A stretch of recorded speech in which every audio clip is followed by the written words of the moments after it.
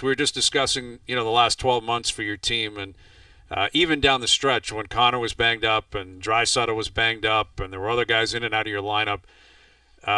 Curious if you just always had belief you'd be in the position you are today preparing for the Cup final.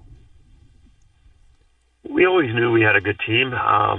We didn't know if we'd have enough time to kind of put it together because we had so many guys at the end of the year banged up. As you said, those two were hurt. We knew they were going to return. We knew they were going to be 100%, but there was a lot of other unknowns like Evander Kane, Trent Frederick, Klingberg, Wallman, Ekholm. We had a lot of guys miss the last month of the season. Then in retrospect, it really helped our team. We had guys step up and played really well down the stretch, and they wouldn't have had those opportunities to find their game and build it if we didn't have so many guys hurt. That helped us. And then early in this series against LA, it was the first time we had all these guys together. Trent Frederick, Evander Kane came in game 2. And, for me, it was what do I have here? Who plays well together? Because it was pretty much a new team. And, we were able to figure it out. We almost didn't have that opportunity to figure it out, but we always knew we had a good team.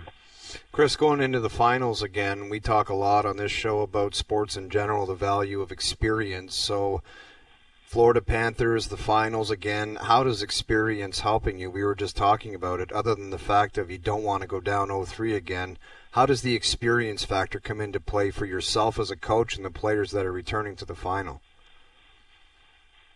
Well, I think first and foremost, the most important thing that you can have is talent on your team. You want good players, and then experience. Experience is helpful, and I think that experience just allows your players to handle adversity, handle stress, because there's always stressful moments, whether it's game 1 of the playoffs in the first round or the Stanley Cup Finals, whatever it is.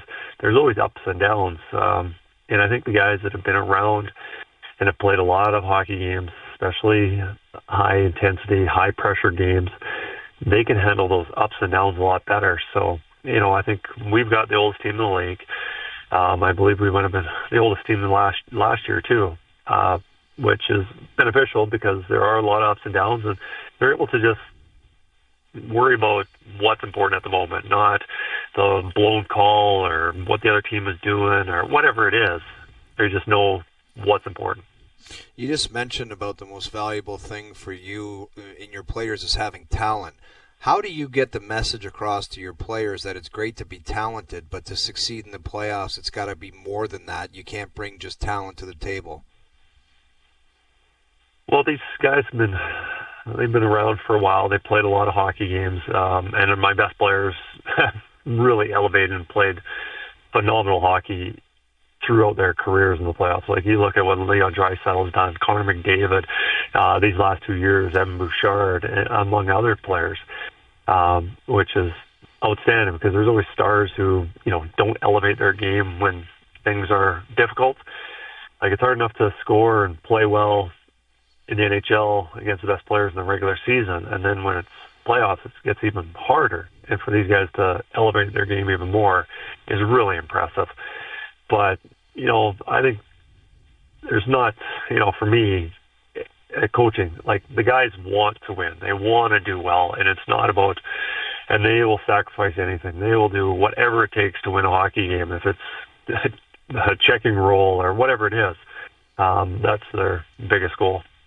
So, Kris, how you adapt, your in-game adjustments is very unique, and a lot of people talk about it where, you have lines to start the game, but then the adjustments start. Do you have a formula where it's you lay eyes on a guy maybe 1 or 2 shifts in and somebody's going a little extra, so you want to find them some ice time, or, maybe a guy is struggling a little bit and you hide him a little bit more? Is that the thought process throughout the game?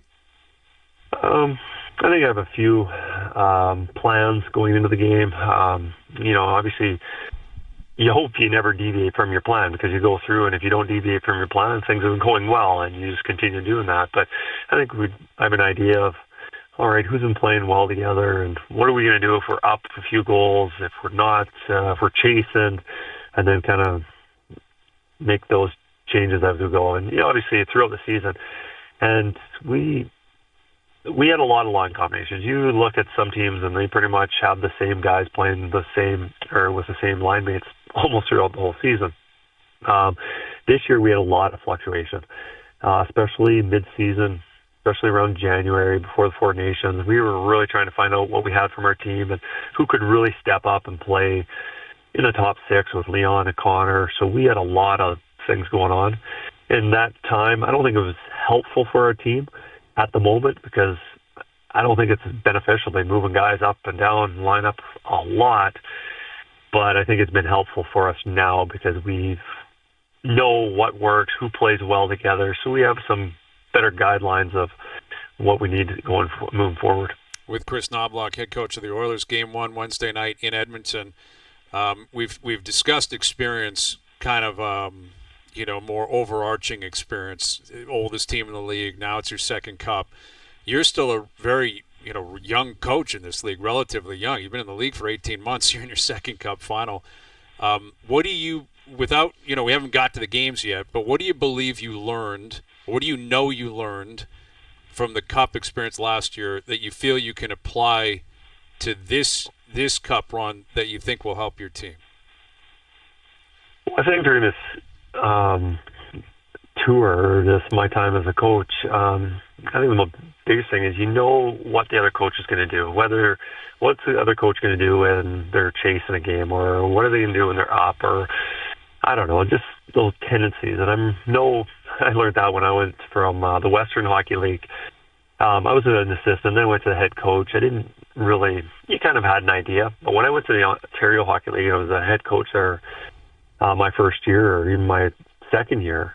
Didn't really know what the other team was going to do, and I always felt like I was a step behind. And then I was head coach there for 4+ years, and then you kind of have an idea, okay, this is what this coach tends to do, and these are the adjustments he might make. Last year, all these coaches were new. I didn't know exactly how they played or whatever. I think that has a little bit to do with it. Learn some experience of what other teams are going to do. Like we saw Dallas 2 times through these 2 playoff runs, now Florida. But I think also probably what I learned the most was the ups and downs of a playoff run and how you need to be able to shut it off after the game, whether it was a loss, a win, overtime, put it behind you and get ready for the next one. So when you say shut it off, does that mean, obviously you review the game, but are you trying to review the game without a pulse? How do you do that? How do you look back on a bad loss without, having that emotion, or a great win without having that emotion? How do you do that? Well, you're definitely reviewing the game and seeing what worked, what didn't, and any advantages you think that you can gain. But I think it's the preparation on, if it went really well, it's probably not going to go that well the next game because it's a new game. There's new momentum, and I don't believe that momentum carries from game to game. It's after that win's done, it's done. It's a new game the next one, and I think that helps me, whatever that message is to the players the next day, or what kind of tactical adjustments we need to make. So Paul Maurice recently said he believes his team is better than last year, and he said he believes your team is better than last year. How do you respond to that assessment?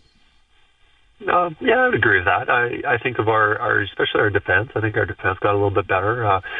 We're missing Zach Hyman. I'm not sure if we're stronger up front, but I think we've got more guys that are capable of stepping up and contributing. We're not going to replace Zach Hyman. And as for Florida, it's scary to think that this is their 3rd Stanley Cup final in a row, and this is probably their best team. And you look at the additions that they made at the trade deadline, Marchand, Jones, probably is their best team. So, I think it'll be a great series, and I'm looking forward to starting it because there's been a lot of sitting and waiting right now. Yeah. Do you pay attention to any of the coaches, like in all the other series that you've been a part of, Kris? Do you pay attention to any of the opposition coaches' comments?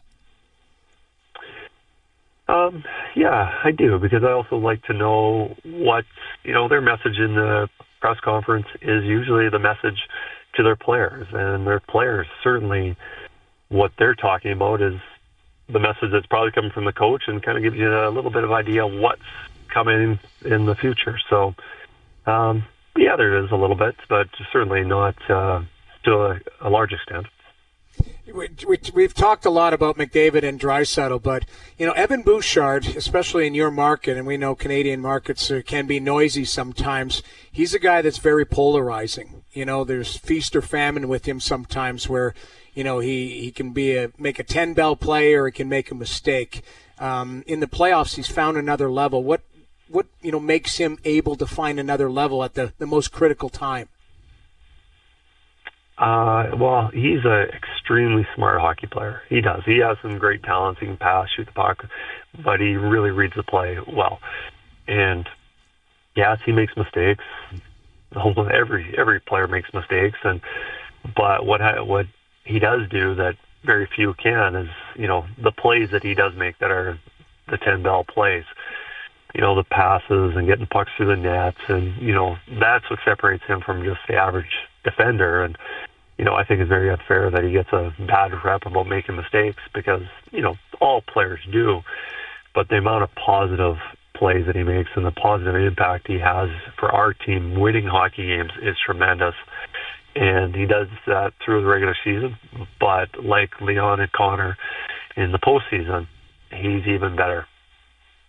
So are you aware, I'm not sure if you're on social media or not, but there's a guy that looks exactly like you that's behind the bench. I think he's from the Knoblauch doppelganger. Did you see him? Did you lay his eyes onto him? Have you met him before? Anything like that? I've not met him. Before he came to any of our games, or before it was known, Gene Principe, he showed it to me, and I did see him, and the first comment I made was, what a handsome young man he is. Of course. Stud back there behind the bench. You got to get him there. Is he going to ask for tickets? Now he's popular. He's become a superstar out there. I mean, how does that work? He's almost family. Yes. I have not met him yet. Okay. We got to get him somehow meeting with you. Hopefully, with a Stanley Cup in hand. And I guess we'll get you out of here with a question we've thrown around.